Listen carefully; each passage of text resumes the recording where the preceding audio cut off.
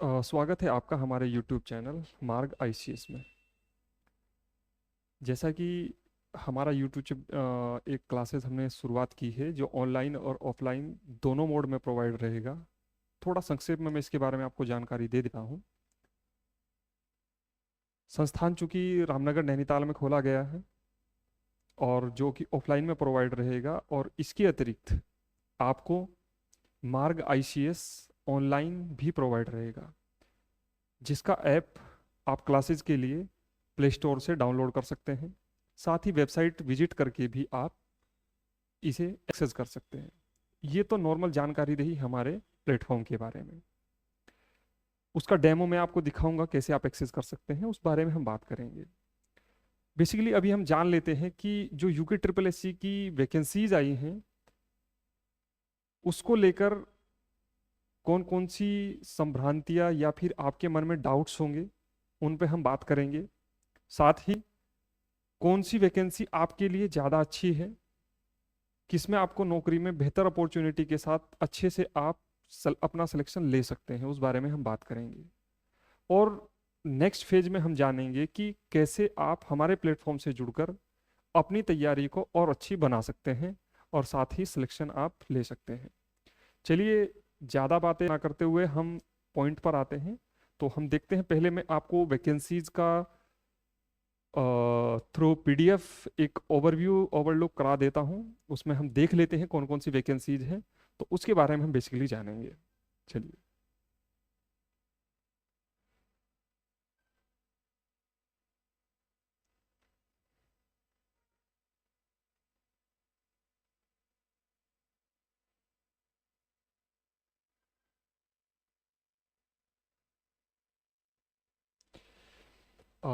ये बेसिकली कुछ वैकेंसीज हैं जो आप देखेंगे कि जो अभी कल नोटिफिकेशन आया है, और जिसमें एग्ज़ाम भरने की तारीख प्लस एग्ज़ाम की अनंतिम तारीख का मतलब आप ऐसे समझे कि वो अंतिम नहीं है, उसमें फेरबदल हो सकता है। तो उसके बारे में हम देखेंगे बेसिकली, और कौन से पोस्टें हैं उसके बारे में हम थोड़ा सा जानेंगे। किसकी क्या क्वालिफिकेशन है, वो भी कई सारे डाउट्स थे, बच्चे बोल रहे थे कि कैसे हम इसे रिजॉल्व करें, कैसे हम इसको देखें, तो वो भी हम देखेंगे। तो ये बेसिकली आपके समक्ष। हाँ, अब आप देखिए।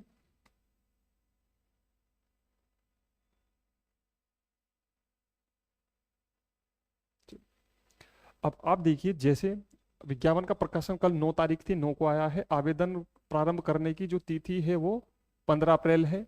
ऑनलाइन आवेदन करने की जो अंतिम तिथि वो 15 मई, यानी कि आपको लगभग लगभग 1 महीना 5 दिन लगभग लगभग मिल रहे हैं। संशोधन भी आपको 2 दिन के अंदर किया जा सकता है। और सबसे महत्वपूर्ण जो गाइडलाइन है वो ये है कि 27 जुलाई को लिखित परीक्षा की अनंतिम तिथि है। अब आप इसे ये मत समझ ले कि अंतिम तिथि 27 जुलाई है, इसमें फेरबदल हो सकता है, क्योंकि ये काफी पहले सरकार के ऊपर एलिगेशन लगते रहे हैं कि सरकार के द्वारा वैकेंसी जो है वो टाइम से नहीं कराई जाती हैं, प्लस उसमें बहुत ज्यादा समय ले लिया जाता है। तो उसी के परिप्रेक्ष्य में अब हमारे आयोग में काफी सुधार देखने को मिला है, वो यूके ट्रिपल एस सी हो या यूकेपीएससी हो, लोक सेवा आयोग हो या फिर लोक सेवा उत्तराखंड अधीनस्थ चयन आयोग हो। लोक सेवा आयोग हरिद्वार में है और उत्तराखंड अधीनस्थ चयन आयोग आपका देहरादून में है। तो उसने अब एग्जाम की तिथि भी वो वहां पर निकाल देते हैं कि इस तारीख को हम लगभग लगभग एग्जाम ले लेंगे। अब आप इसे ऐसा मान के चलें कि ये एग्जाम 27 जुलाई को भी हो सकता है, उसका जो नेक्स्ट संडे होगा उसमें भी हो सकता है। तो लास्ट डेट अगर आएगी तो नोटिफिकेशन के माध्यम से आपको कोचिंग से भी आपको बताएंगे, प्लस जो आयोग अपनी वेबसाइट पर सूचना समय समय पर डालता रहता है, इंफॉर्मेशन डालता रहता है, उससे भी आपको ये सब चीजें पता लग जाएंगी। अब देखिए, इसमें जो वैकेंसीज आई हैं उसे देखें आप, तो हम देखेंगे कि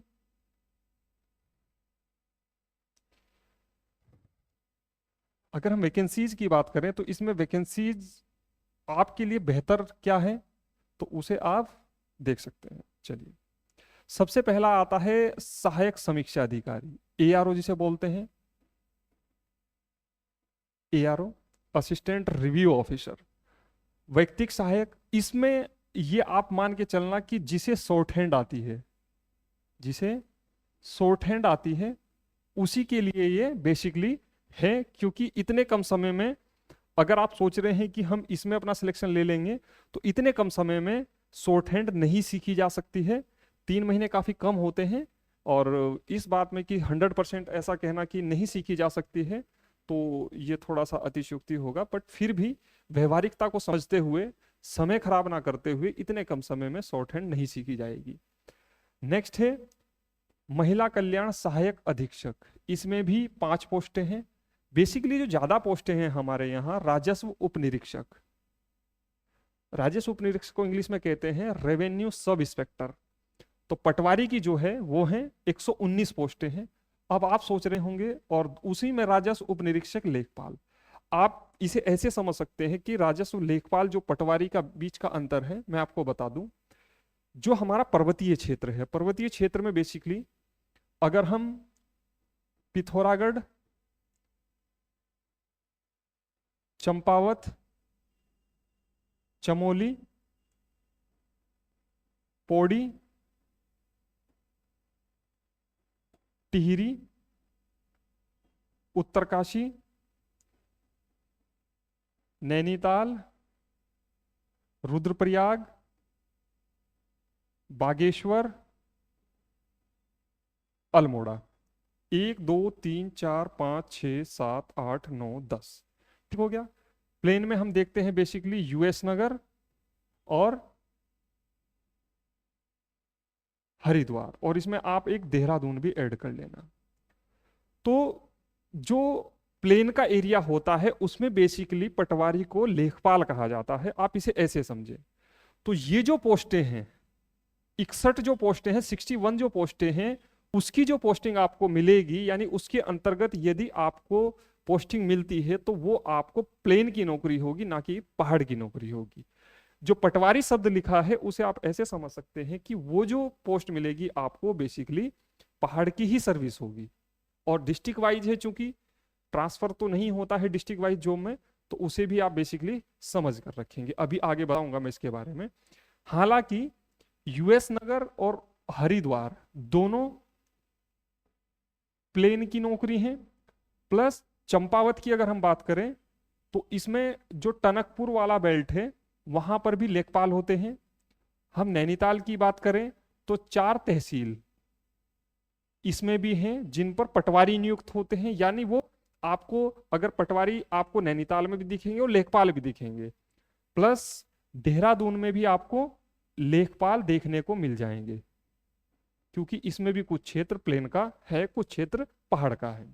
तो ऐसे नेक्स्ट आता है ग्राम्य विकास और ग्राम्य। इसमें इसको लेकर काफी कंफ्यूजन रहता है बच्चों के बीच कि वीडियो और वीपीडीओ में क्या अंतर होता है बेसिकली, तो इसे भी मैं आपको बताऊंगा डिटेल एनालिसिस के माध्यम से। स्वागती पर्यटन विकास परिषद में वहां पर एक पद है, और सहायक स्वागती ये भी पर्यटन विकास परिषद में आपको सहायक स्वागती देखने को मिलेगा। तो टोटल 416 पोस्टें हैं, और मैं तो ये कहूंगा कि हमें पोस्ट 1 चाहिए होती है, बहुत ज्यादा नहीं चाहिए होती, तो हम उसके बारे में बात करेंगे।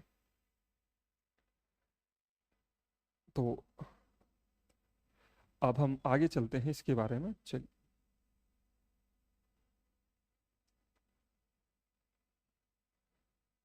ठीक हो गया।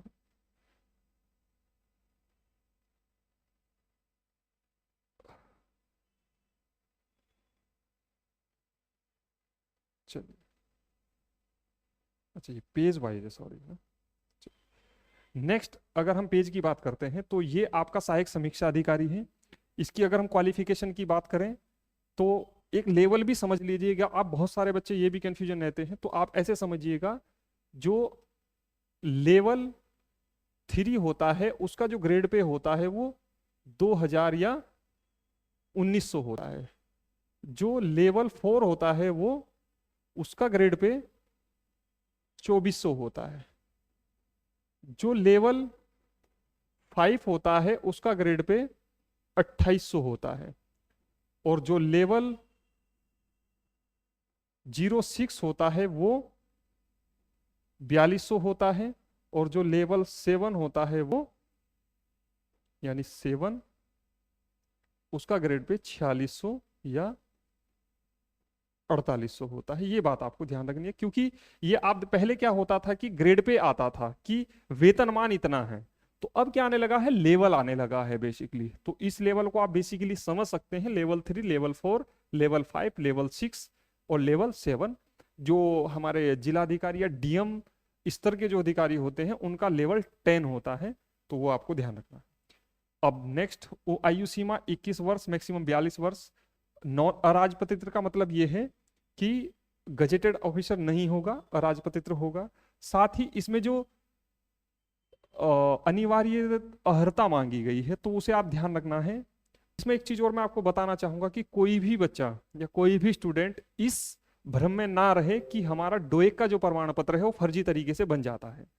डोएक पर्टिकुलर NIELT, नाइल्ट बोलते हैं, NIELT, नाइल्ट। तो नाइल्ट के माध्यम से क्या होता है, सेमेस्टर वाइज होता है, और ये एक वर्ष का कोर्स होता है। तब जाके आपको डोएक, जो उसमें लिखा है ना DOACC, डोएक का आपको जब आप पेपर पास करते हैं तब आपको प्रमाण पत्र मिलता है। ये बात आपको ध्यान रखनी है, क्योंकि इसमें लिखा गया है कि आपके पास स्नातक उपाधि यानी आपके पास ग्रेजुएशन की डिग्री के साथ साथ आपको अनिवार्यता के साथ क्या है, डोएक विश्वविद्यालय से आपका कंप्यूटर विज्ञान में डिप्लोमा या डोएक, तो ये भी आपके पास होना चाहिए, क्योंकि 1 साल में होता है। और कंप्यूटर विज्ञान से अगर आपके पास डिप्लोमा है, जैसे पॉलिटेक्निक CS से कर लिया, IT से कर लिया, तो वो भी इसमें वैलिड होगा, क्योंकि यहाँ पर या भी लगा है। ठीक है, और कंप्यूटर टंकण में यानी आपको टाइपिंग 4000 की आनी चाहिए। ठीक हो गया। नेक्स्ट की जब हम बात करते हैं तो आगे नेक्स्ट देख लेते हैं हम।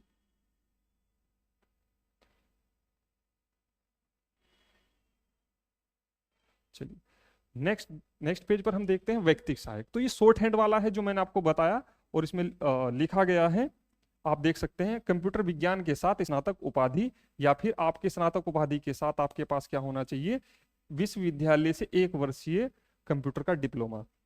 बच्चे कई बार क्या करते हैं, ये गलती कर लेते हैं कि चलो जी हम फॉर्म भर देते हैं, और बाद में जब सबमिशन का आएगा तो वहां से बैक एंड से यानी बैक डोर से हम अपना कंप्यूटर का डिप्लोमा लगा देंगे, जो कि बाद में बहुत दिक्कतें आई हैं और फर्जी भी पाए गए हैं, तो काफी दिक्कतों का सामना करना पड़ता है। ऐसा काम आप बेसिकली ना करें, बचें। अगर आपके पास 1 वर्ष का डिप्लोमा है या फिर आपके पास कंप्यूटर विषय में स्नातक उपाधि है, तो ही आप इस फॉर्म को भरें। और इसकी बेसिकली सबसे ज्यादा जो इसमें टिपिकल टास्क जो आप समझेंगे वो ये है कि इसमें शॉर्ट हैंड होती है। आप गूगल आप करेंगे तो शॉर्ट हैंड क्या होती है, शॉर्ट हैंड बोलते हैं, आशुलेखन हिंदी में बोलते हैं, और शॉर्ट हैंड यानी आप इसे ऐसे समझे, यानी जो मंत्री जी हमारे होते हैं, माननीय मंत्री जी, तो उनके साथ में कुछ असिस्टेंट्स APS बोलते हैं, असिस्टेंट प्राइवेट सेक्रेटरी बोलते हैं उन्हें। तो जो वो तेज भाषा में बोलते हैं तो बहुत शॉर्ट भाषा में लिखना पड़ता है, तो उसे ही शॉर्ट हैंड कहते हैं। ये बात आप बेसिकली चीजें समझ सकते हैं। तो स्पष्टीकरण में ये है, देखो लिखा है इसमें अंग्रेजी,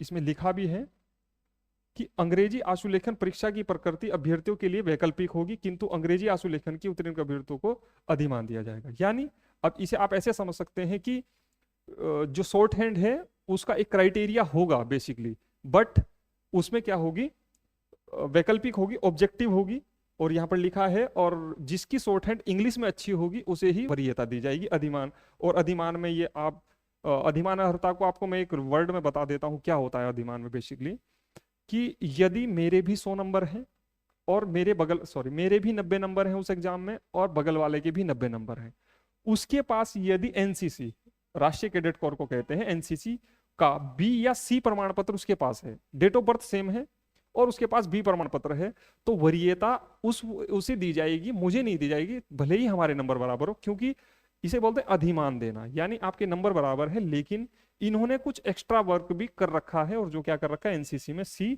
ये प्रादेशिक सेना में 2 वर्ष की न्यूनतम अवधि तक सेवा की हो। यानी आपने प्रादेशिक सेना में 2 वर्ष की क्या की है, न्यूनतम सेना में अपनी सेवाएं दी है, तो अधिमान लगभग उन्हें दे दिया जाता है। नेक्स्ट की हम बात करते हैं, तो नेक्स्ट हमारा आता है सहायक अधीक्षक। ये महिला कल्याण विभाग में है।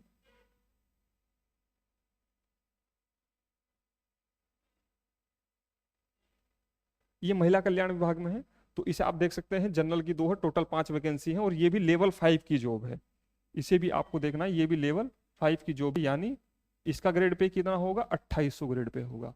अगर सैलरी की भी बात करनी है, आपको बड़ी उत्सुकता है कि सैलरी कितनी, लगभग लगभग आप मान के चलना लगभग 39 या 41,000 के करीब इसमें सैलरी होगी। आपको ये बात ध्यान रखनी है। अधिमहन में आप इसे भी पढ़ते हैं और इसमें भी कुछ नहीं चाहिए। इसमें दूसरा जो पॉइंट लिखा है, किसी सरकारी संगठन या मान्यता प्राप्त शैक्षिक संगठन से प्रशासनिक कार्य का 1 वर्ष का अनुभव, प्लस आपके पास ये विश्वविद्यालय एक विषय के रूप में समाजशास्त्र यानी सोशियोलॉजी के साथ स्नातक उपाधि या भारत सरकार के द्वारा उसके, यानी सोशियोलॉजी में स्पेशली आपको, क्योंकि सोशल वर्क करना है ना, महिलाओं के उत्थान की जो कार्य होता है वो एक प्रकार से सोशल वर्क होता है। तो उसमें क्या है कि आपको समाजशास्त्र में आपके पास डिग्री होनी चाहिए। नेक्स्ट हम बात करते हैं, तो हमारा ये आ जाता है राजस्व उपनिरीक्षक। अब आप देखेंगे, जैसा मैंने आपको बताया था कि जब हम इसकी बात करते हैं, तो आप देखो पिथौरागढ़ में पटवारी की बात हो रही है, बागेश्वर में पटवारी की बात हो रही है, पौड़ी में पटवारी की बात हो रही है, चमोली में पटवारी की बात हो रही है, अल्मोड़ा में पटवारी की बात हो रही है। आप इसे पीडीएफ शेयर कर दी जाएगी ग्रुप में, या फिर आप वहां से डाउनलोड कर लेना। प्लस टिहरी में भी पटवारी की बात हो रही है, रुद्रप्रयाग में भी पटवारी की, और चंपावत में भी। अब आप ये जो चंपावत देखोगे, यहां पर देखोगे, यहां लेखपाल की बात भी होगी। इसमें बेसिकली एक फर्क और है, जो पटवारी है उसमें एक शारीरिक दक्षता है और एक शारीरिक मानक है। सरकारी शारीरिक दक्षता में जब हम बात करते हैं, तो यहां पर आप देखेंगे तो शारीरिक दक्षता में बेसिकली आपको 60 मिनट में 7 किलोमीटर और महिला अभ्यर्थियों को 35 मिनट में 3.5 किलोमीटर दौड़ना आवश्यक होता है। बट इसमें जब हम बात करते हैं, तो इसमें आप हाइट नहीं देखेंगे, नहीं हाइट इसमें होगी, हाइट इसमें, हाँ ये रहा शारीरिक मानक। क्या है, फिजिकल स्टैंडर्ड का मतलब क्या होता है कि यानी आपको इसमें ऊंचाई भी देखनी होगी जो पटवारी की होगी, और अधिमान तो उसमें सेम है जो पीछे देख के आए थे। अब आ जाते हैं लेखपाल की बारी, समझ गए ना। बेसिकली एक शारीरिक दक्षता है, शारीरिक दक्षता लेखपाल के लिए भी सेम है और पटवारी के लिए भी सेम है, बट शारीरिक मानक सिर्फ पटवारी में मांगे जाएंगे, लेखपाल में नहीं मांगे जाएंगे। अब उसका रिजल्ट आप देखो, जैसे हरिद्वार में आप देखो, तो हरिद्वार में क्या है, राजस्व उपनिरीक्षक लेखपाल कहा गया है, पटवारी नहीं कहा गया है। उधम सिंह नगर जैसे मैंने आपको बताया, देहरादून में भी मैंने आपको बताया कि कुछ पर्टिकुलर ऐसे हैं कि वहां पर जो लेखपाल का कार्य होता है, प्लेन की तहसील होगी कोई, तो उसमें हम देखेंगे। नेक्स्ट अगर हम बात करते हैं तो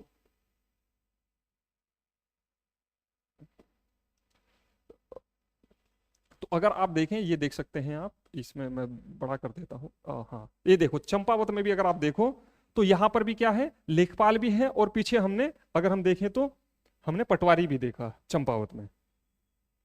ये देखिए चंपावत में आप देखो तो पटवारी प्लस लेखपाल दोनों हैं, ठीक है, पटवारी प्लस लेखपाल दोनों, क्योंकि टनकपुर की जो तहसील है बेसिकली वो ऐसा माना जाता है कि वो प्लेन्स एरिया में है, तो वहां पर लेखपाल बोला जाता है। हालांकि लब्बलुबाब अगर आप देखें, काम लगभग दोनों का एक जैसा है। हालांकि क्योंकि पहाड़ी क्षेत्र में पहले पटवारी लोग ही रेवेन्यू यानी सिविल पुलिस का कार्य भी पटवारी के द्वारा ही किया जाता था, तो वहां पर हाइट प्लस शारीरिक मानक और दक्षता दोनों रखी हैं। आज भी वो प्रचलित जो की चली आ रही है, बट लेखपाल में आपका हाइट का कोई भी जरूरत नहीं है। ठीक हो गया, हम यहां तक हम देख चुके थे आपका।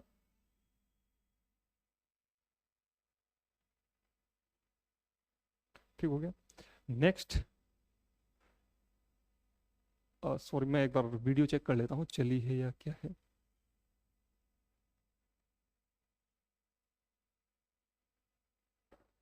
ठीक।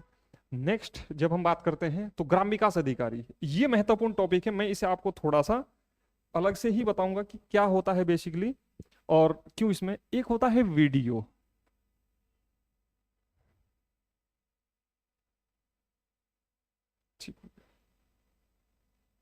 एक होता है वीडियो,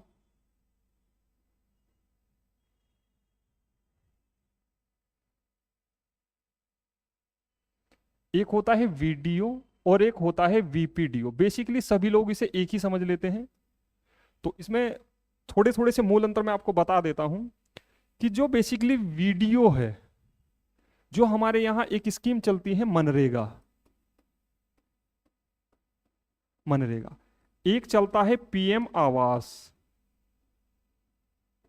और एक चलता है आपका बेसिकली एनआरएलएम, एनआरएलएम। तो बेसिकली तीन योजनाओं पे ही या कार्यक्रमों पे ही कौन फोकस करता है? वीडियो के द्वारा किया जाता है।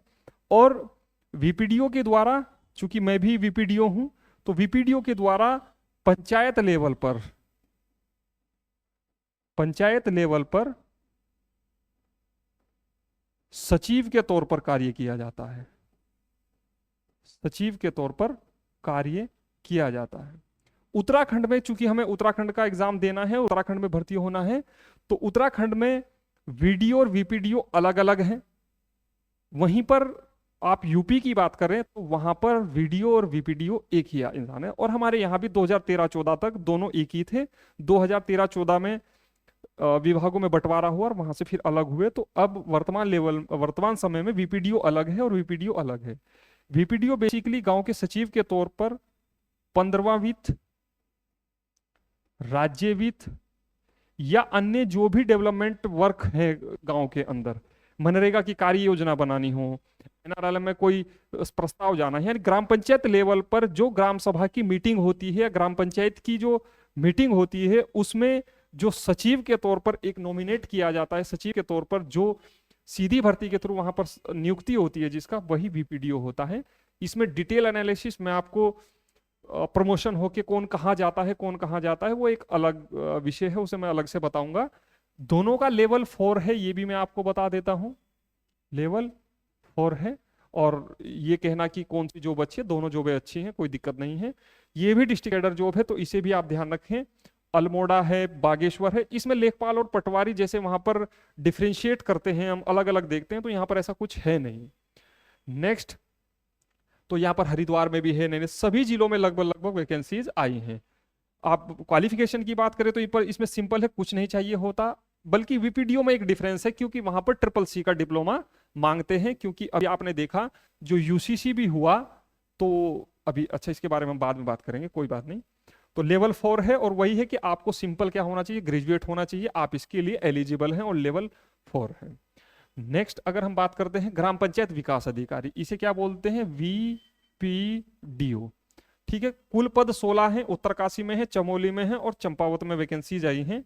तो इसमें आप देखें करता हो, और आपको इसमें देखो एक लिखी है, वहां पर नहीं लिखी है ये चीज, जब आप यहां पर देखेंगे तो सरकार द्वारा किसी भी अभ्यर्थी विश्वविद्यालय से स्नातक उपाधि या उसके समकक्ष कोई उपाधि धारण करता हो। और यहां पर क्या लिखा है कि, ये देखिए आप यहां पर क्या लिखा है,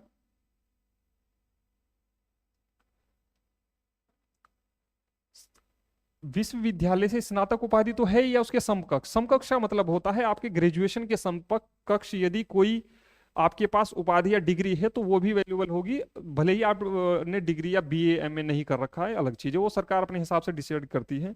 और आपके पास कंप्यूटर संचालन में CCC लेवल का प्रमाण पत्र धारक भी होना चाहिए। ये भी आपको CCC जो है ये भी आपको NIELT से ही मिलता है, ये बात आपको। और बेसिकली NILT का ही मांगते हैं, उसे ही ज्यादातर वैलिड करते हैं। अब ये देखने वाली बात है कि जब डॉक्यूमेंट वेरिफिकेशन होगा वहां पर कुछ छूट दी जाती है या नहीं दी जाती, वहां पर देख लिया जाएगा। नेक्स्ट हम बात करते हैं कि स्वागती है, तो इसमें भी ये लेवल 4 है, ये भी 2400 है। और नेक्स्ट अगर हम देखें तो सहायक स्वागती है, ये लेवल 2 है, यानी अब लेवल 3 से भी नीचे है। तो हालांकि नौकरी लगनी चाहिए भाई, अब मेरा ऐसा मानना है, आप सरकारी नौकरी की अगर तैयारी कर रहे हैं तो पहले तो आपकी ये होना चाहिए कि हमें कोई भी एक जॉब ले लेनी है। तो इसमें ऐसा नहीं देखना है, हालांकि इसमें पोस्ट एक ही दिख रही है मुझे, तो ये है, बाकी आप देख सकते हैं। और आगे इसमें आप देखेंगे तो आगे इसमें जो चीजें दे रखी हैं वो आपका इसके बारे में दे रखी हैं कि आपकी क्या क्या चीजें होनी चाहिए।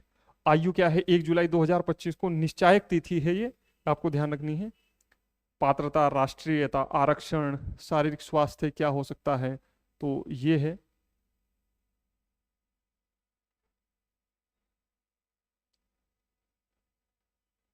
ये है आपका नेक्स्ट अगर आप देखेंगे तो ये पूरी की पूरी इसके बारे में पूरी जानकारी दे रखी है। और आवेदन कैसे कर सकते हैं, फीस के बारे में अगर हम देखें तो 300 रुपये ओबीसी के लिए है, ईडब्ल्यूएस के लिए 150 है, दिव्यांग के लिए 150 है, और जो ऑर्फन है यानी अनाथ जो कि कोविड के काल से ऑर्फन आने लगा है इसमें, तो उसके लिए क्या है आपका कोई भी पैसा इसमें नहीं है। ठीक हो गया दोस्तों।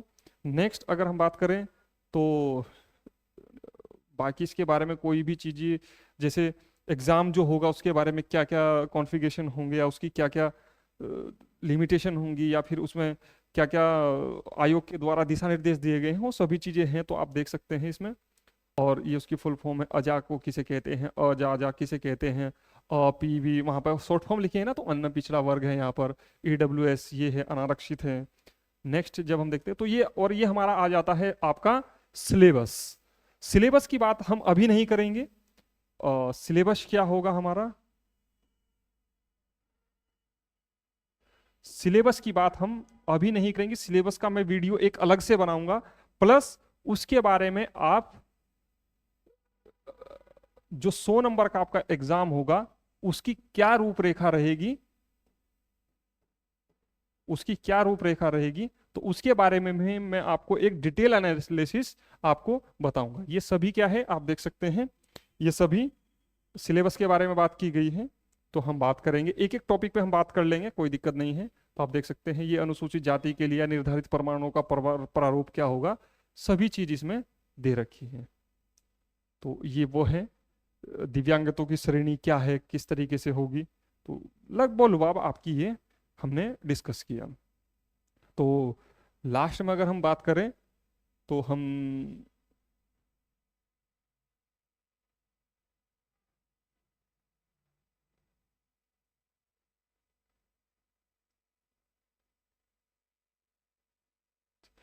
यहाँ थे, हम यहाँ से अपनी बात शुरुआत की थी हमने, ये है। तो हमने एक एक करके सभी का डिटेल एनालिसिस किया। तो मेरा आपसे अनुरोध है, यदि आप हमारे प्लेटफॉर्म से जुड़ना चाहते हैं तो हम प्ले स्टोर पर भी उपलब्ध हैं, प्लस हमारी वेबसाइट भी है, तो मैं आपको दिखा दूंगा, तो वहाँ पर आप चीज़ें देख सकते हैं। चलिए डेमो एक बार हम देख लेते हैं उसके बारे में। अगर हम बात करें तो आप यदि गूगल पर margics.com डालेंगे तो आपको वहाँ पर मिल जाएगा। मार्ग आपको डालना है ics.com। तो आप यहाँ पर जब जाएंगे सर्च करेंगे तो आपको कुछ इस तरीके से इंटरफेस मिलेगा आपको, ये हमारी कोचिंग का है, ये है। ठीक है दोस्तों, ये आप देख सकते हैं ऊपर, आप स्क्रॉल करेंगे ऐसे इसे गूगल करें या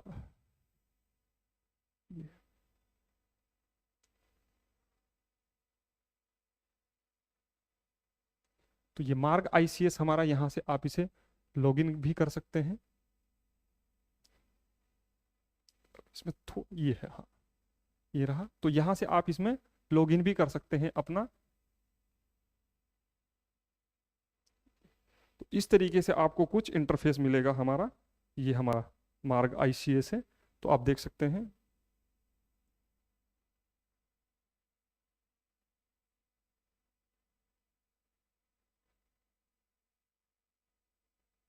ये रामनगर में है, चूंकि मैंने बताया आपको बेसिकली रामनगर से ऑपरेट कर रहे हैं अभी हम।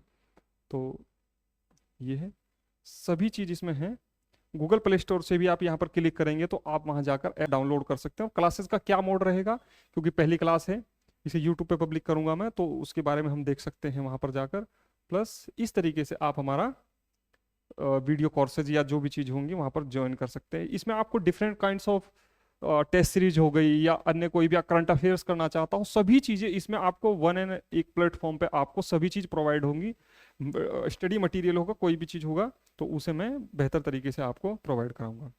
तो उम्मीद है कि आपको मैंने जो डिस्कशन हुआ हमारे बीच आपको अच्छा लगा होगा, मैंने आपको डिटेल बताया है। यदि उसके बाद भी आपका कोई डाउट्स रह जाता है तो आप मुझे आराम से मैसेज कर सकते हैं, कमेंट कर सकते हैं, तो उसमें आप अपनी चीज़ें बता सकते हैं।